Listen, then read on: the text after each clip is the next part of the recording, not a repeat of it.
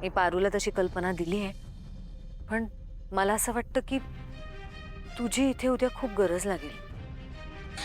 गुरुजींनी तायडेला सांगितले, या घरावर आलेलं संकट दूर करायचं असेल तर तायडेचा जीव धोक्यात घालावा लागणार. सरळ सरळ बोलायचं गेलं तर तायडे मरणार.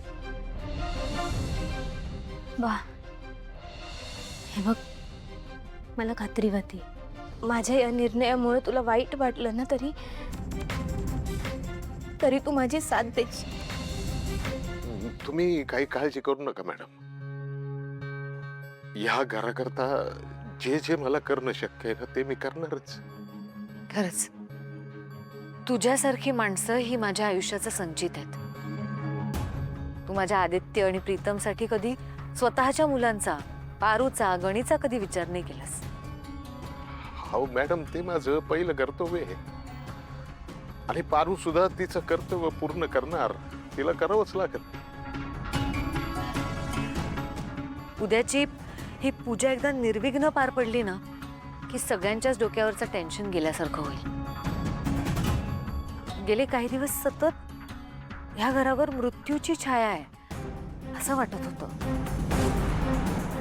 तायडे, मी बी तुझ्या संकट मारणार.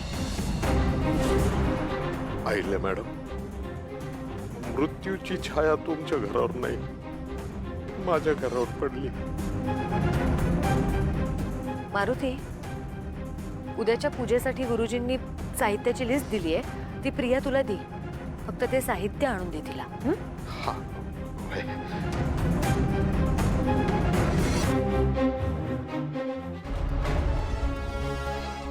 माझी पारू किती धीराची आहे.